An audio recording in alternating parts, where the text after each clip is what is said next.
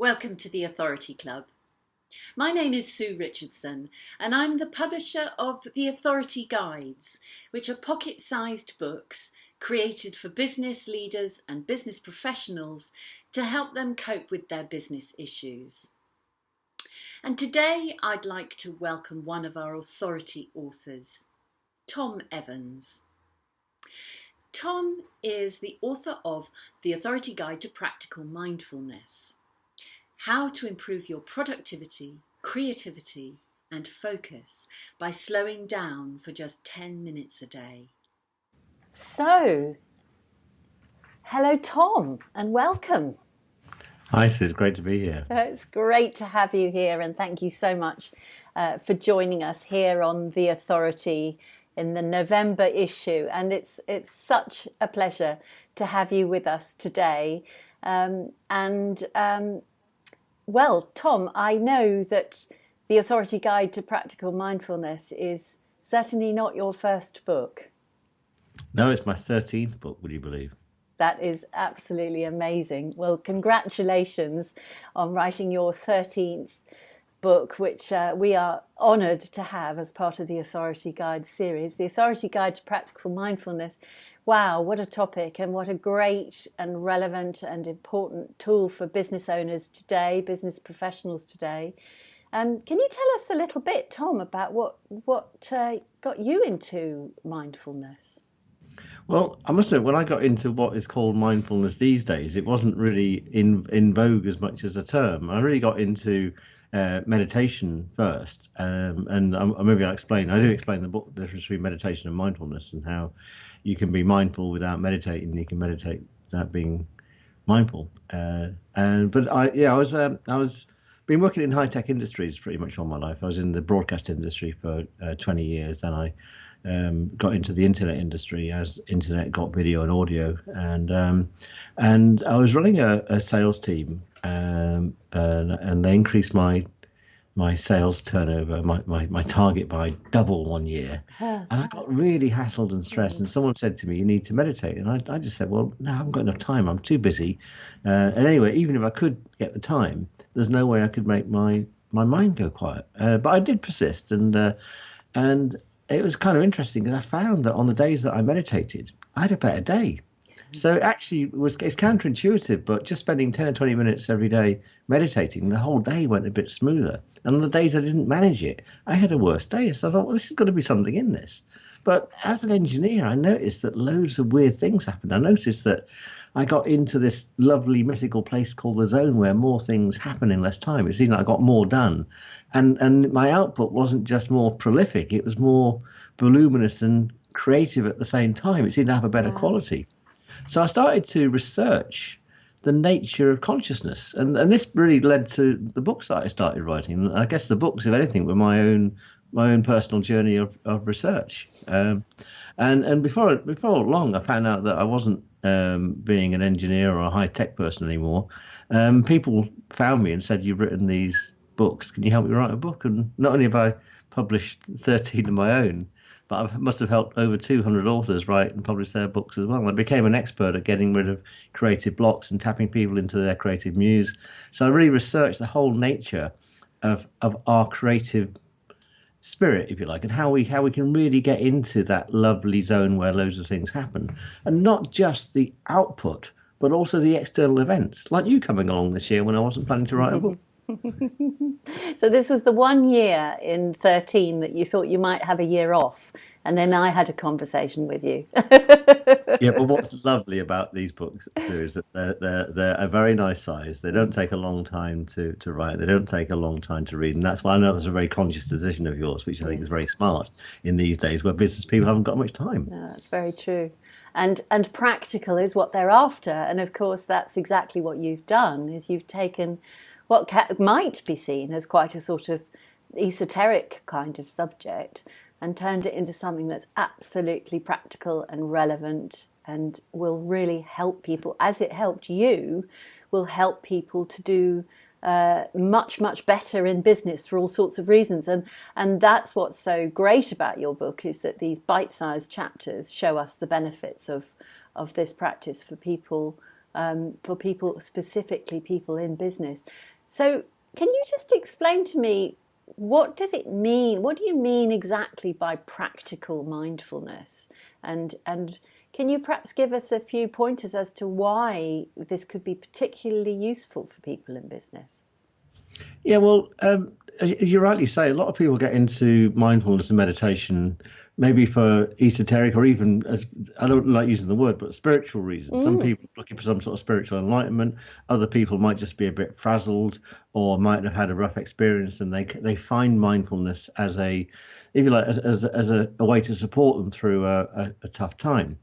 And there's loads of really good books on that whole subject. And I thought it'd be really good when we started talking to write a book about a different motivation to start mindfulness meditation, a mindfulness meditation practice. And that's to get real things done in the real world and be smarter, faster, happier, more joyful, more productive. And so at the same time you get into this lovely creative zone, everyone is more joyful in doing it, and so you end up with happier employees and less time off work, less time moaning about stuff. People get a more focused, they communicate better, and it's a whole sort of, I guess, a whole series of dominoes to kick over when you start to look at things in a sort of positive, mindful manner. And to give you one example, I mean, a lot of the research I did was around how the left and right brain work, and it sneaked into our collective consciousness. It's a bit of an urban myth that the left brain is logical and the right brain is creative.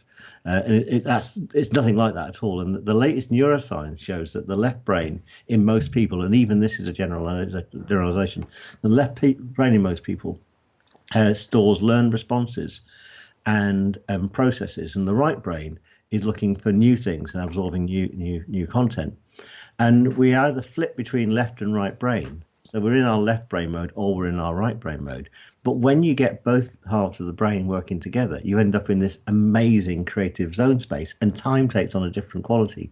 So you seem to get more things done with less time.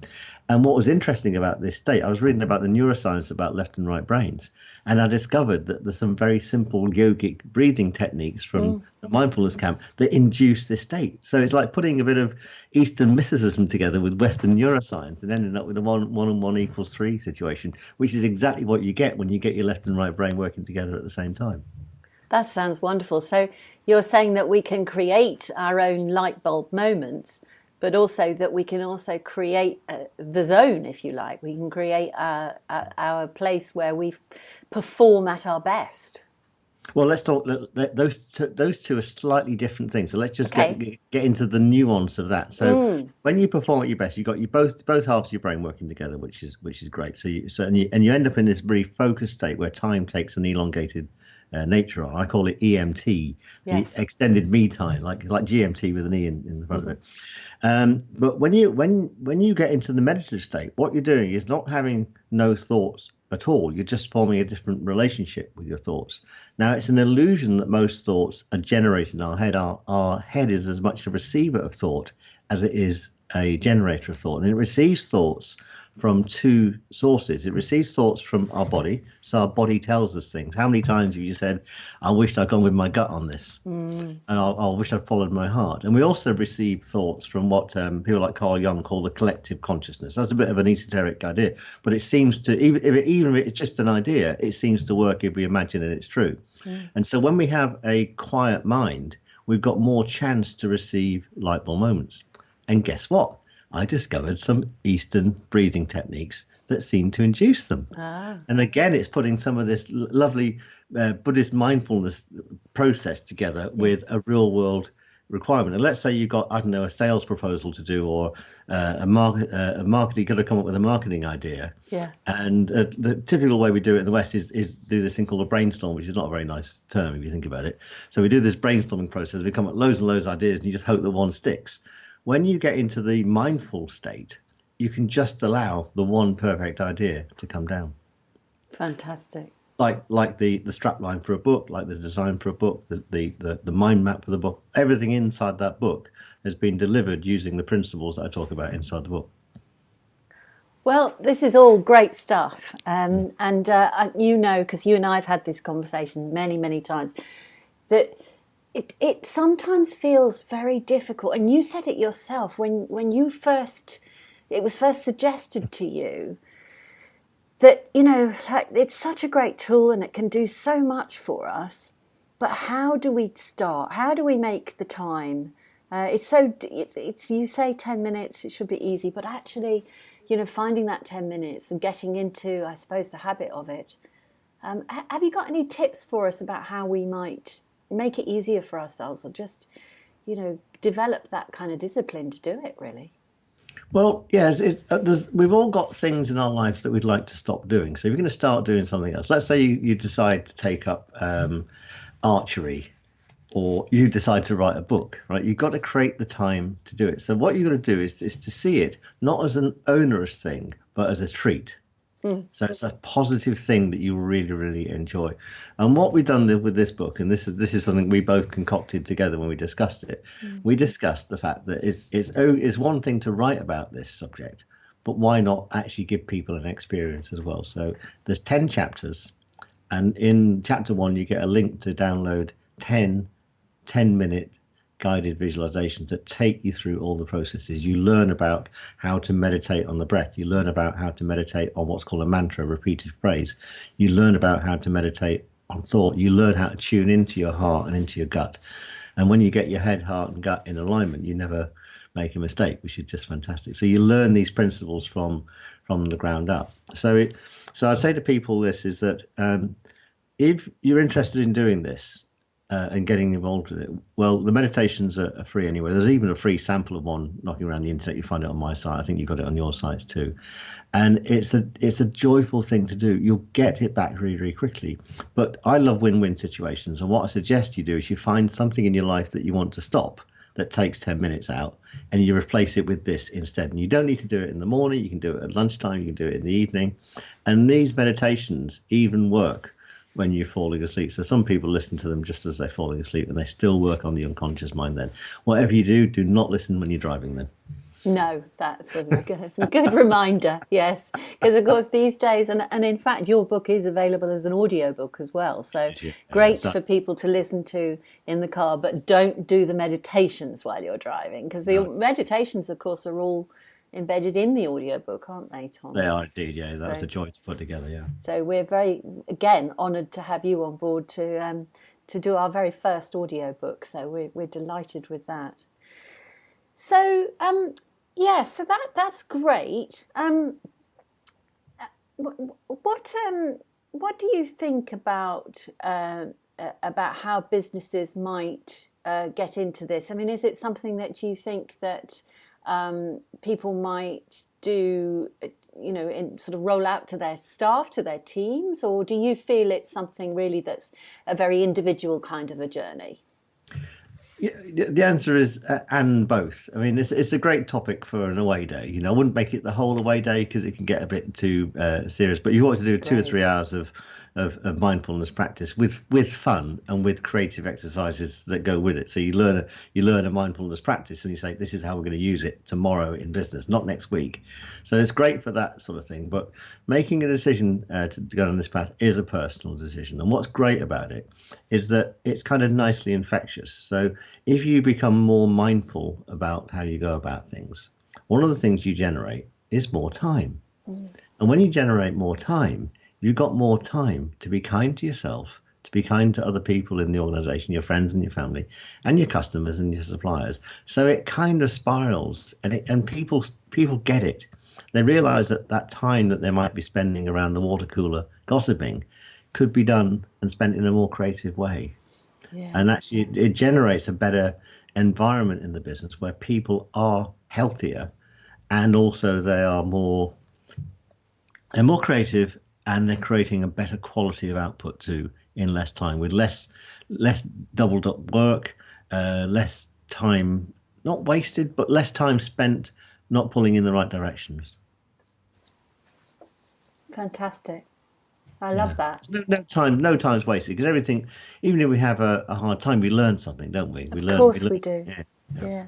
And as you say, I think there's no doubt about it, this kind of thing can help you get through the tougher times as well, can't it? Absolutely. Gives you an element of resilience, I think.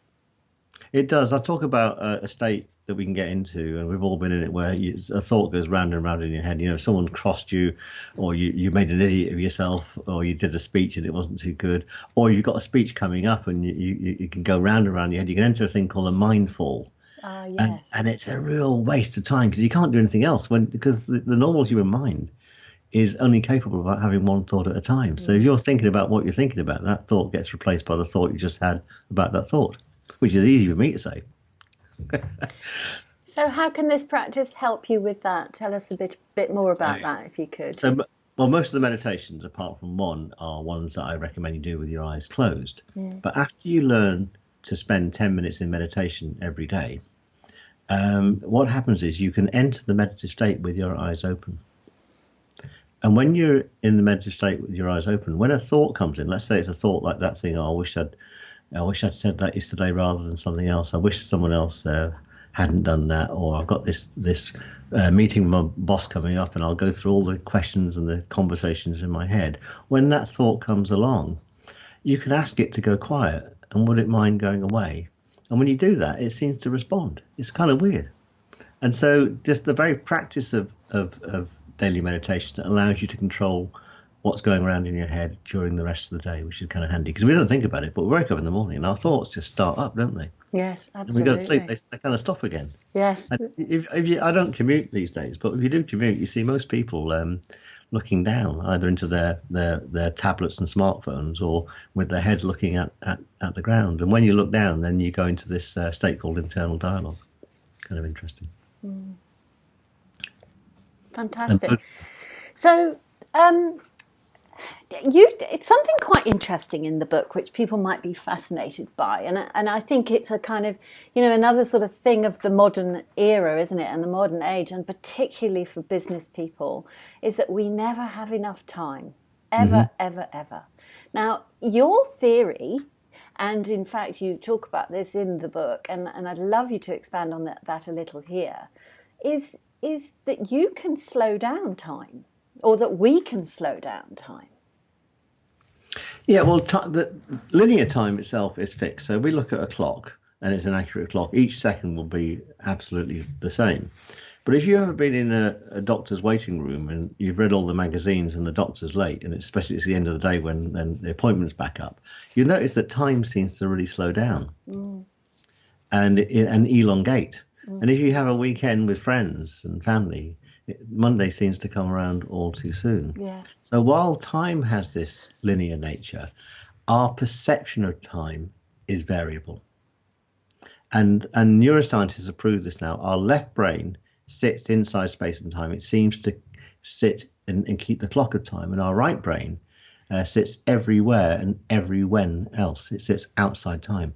So if you've got someone who's classically right brain and they've got their head in the clouds, they never seem to get anything done. And if you've got someone that's classically left brain and their devil is in the detail, they seem to also not get anything done because they want every single box ticked before they'll do anything. So if you're predominantly, what do they call it, lateral in your thoughts, so your left brain or your primarily right brain, you could end up in this with this strange relationship with time. When you get the both hemispheres working together, then time does this elongation thing. But there's another trick that happens at the same time. When you get into the EMT state, you're not emitting thought forms.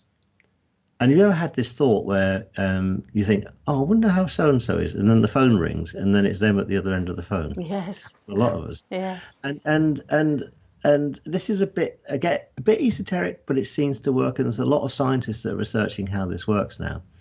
And basically what happens, our thought forms can leak out and someone else can pick them up and think, oh, I must ring Sue, when you were having to think about them. So if you get into this state where you're controlling your thoughts, then you create what I call an interruption barrier, and people don't think to interrupt you. And a number of times I've finished writing a chapter, because I tend to write between about 9 and 11 every day. Even though I'm not writing a book, I write a blog or an article or something like that. And funnily enough, the phone very rarely rings till after 11, which is kind of interesting. That's amazing, isn't it? Yeah. Wow. So your practice is actually influencing what comes in a sense. And by controlling what's going out. Yes. Or what's not going out. Yeah. Fascinating. Yeah. Great. Okay. So people need to, obviously, the best way that businesses can really benefit from mindfulness is to obviously to buy the book, and therefore get the free 10-minute meditations, 10 free 10-minute meditations, which is wonderful. Have you got any other thoughts on how people might approach this, how they might make this something that they bring into their daily lives? Any other ideas for us? Yeah, and I mentioned this in the chapter on collaboration, how you can be mindful in teams, and there's three tricks. One is seeing together, the other is agreeing together, and the other is thinking together. And there's a precursor to all of those things. I've got examples of how to do all those things in the book, but there's a precursor to all of those three lovely things, and that's breathing together, right? So even if you haven't got enough time to do this, to read the book and do the 10-minute meditations, is what you can do is, and you can do this individually or you can do it in a group. You can just say to everybody at the start of a meeting, or yourself before you start a creative task, I'm just going to take 5 deep in and out breaths. So you breathe in, you put your fingers on your belly so your middle fingers just touch you. You breathe in so your fingers part, and then you breathe out about 4 times as long as the in breath. And you do that for 5 times. And if you do that before you start a creative task, you'll start to elongate time. You soften time so it elongates, which is nice. You start to make your mind go still. It's brilliant also if someone has made your blood boil. It's really good for just calming down. But if you trust in the process and you get used to doing it yourself, before you start a meeting, I've done this with somebody. A lady turned up for a one-to-one consultation session, and she was 15 minutes late. I said, don't panic. Let's just breathe together. So we just breathed together for about a minute. And in the remaining 45 minutes that she had left, we got about an hour and a half's work done just by slowing down. And I guess that's the mantra I want to share with people is slowing down is the new speeding up. And the breath is the key into that new world. That's lovely. I love that. And we've all got to breathe anyway, so why don't we just do it well? Exactly, yeah.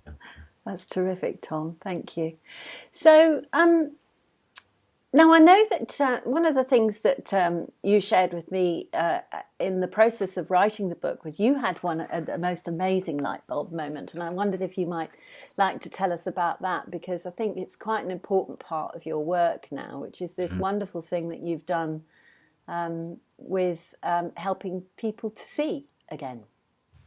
Yeah, well, that funny enough, I guess it's really an extension of the book in some respects, because once you get into the mindful state, then you got more time to be mindful about things.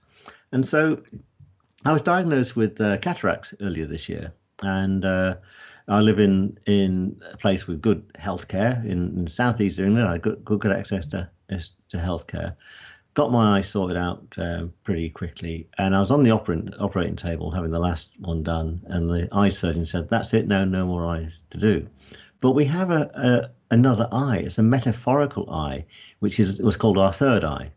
And it's great. I've been watching Doctor Strange this weekend, so again, it's very, very topical. All this stuff is coming out. Yeah. So again, might be an imaginary place. It's actually it's the pineal gland in our head, and people like Descartes talk about it in his writing as it being what they call the seat of the soul, the sort of the seat of thought. And so I thought, hang on, well, some people can have a closed mind, can't they? Their third eye can get metaphorically cataracted up. And I realized that the meditations that I have, not the set with the book, but a slightly different set, will actually give clarity to the third eye. So in a flash, while I was on the operating table with my eye patch on and stuff like that, and hang on, I remember there was a train that went around India taking eye surgeons out to outlying villages. And if you lose your sight in that environment, then you're going to go blind and you lose your livelihood as well. And I discovered a charity not many miles from me, about 20 miles away from me, that actually take eye care out to not just India, but to in a hospital in Bangladesh, a floating hospital in Bangladesh, tented villages in Nepal. And I discovered it's just £40 to clear the eyesight in 2 eyes for somebody. And my course retails for a bit more than that. So every time that people invest in this course and get clarity for their third eye, someone else in the developing world gets their sight back, which I thought was a lovely thing. And this is a great example about how we can be mindful in business. So we can take something, we can do business, but we can give away as well. And you know what happens when you do that? is it seems to increase the amount of business and the quality of the business, the goodwill in your client base. And also other people, loads of other people have said, oh, Tom, I like that idea. I'm going to do something like that now in my business. And Yeah. just imagine if this is a very special planet that we live on. Just imagine that we're all doing that. So we're not thinking about taking, but we're actually thinking of moving the energy around and helping ourselves collectively. It gives you a different reason to get up in the morning. Yeah, it's fantastic. Yeah. That's wonderful. And can you share with us how many people have got their eyesight back thanks to you and your program? Yeah, it's only been running for 3 months, but 35 people are now seeing because of it. But also 35 people have also got better clarity in their third eye. Indeed, lovely. Exactly. So we will share with our viewers the link to that program at the end of the interview, Tom, so that people, if they choose to support to get clarity in their third eye, but also, of course, support your very wonderful work in India, then I'm sure people will be delighted to do that. Thank you, Sue. Much appreciated.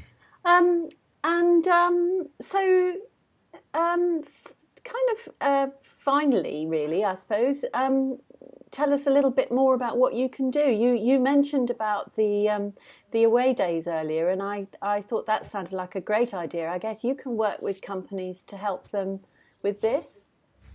Yeah, I've got 2 or 3 programs that I run. One is specifically how you can tap into light bulb moments on demand.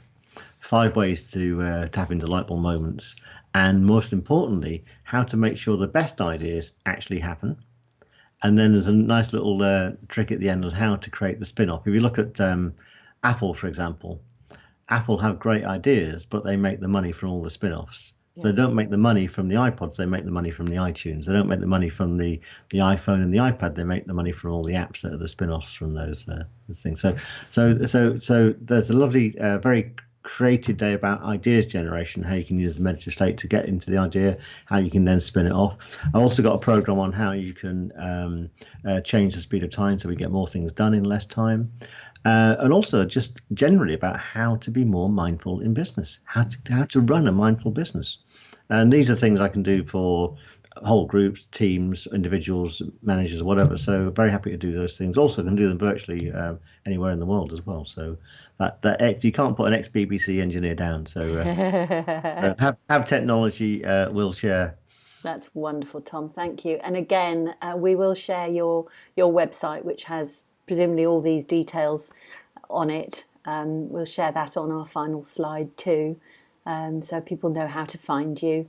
And you're a great Twitter man, and you're always hanging out on Facebook too. So very well connected, and I'm sure people will be delighted to be able to find it easy to follow you. So we'll make sure we leave those contact details up for people to see.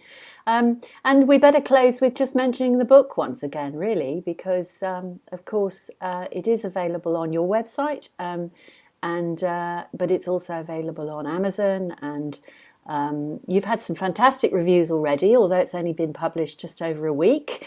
So that's all good, isn't it? Absolutely, and it's really nice to see that people are actually getting the practical side of it. To say, a few people have left reviews to say, I'm already a regular meditator, or maybe on and off a little bit, but I really like the way that you brought the practical element in. This is real world output, so it's a very sensible way to spend 10 minutes to get more than the 10 minutes back. Absolutely, and that's a fantastic note to end our chat, I think, Tom. Thank you so much for being with us today. It's been a real pleasure, and your book is an absolute delight, and glad to see that it's selling like hotcakes. So please get hold of your copy while you can, folks, and thank you very much for being with us today. Thank you, Tom. Thank you, Sue, and for the team for making such a great product.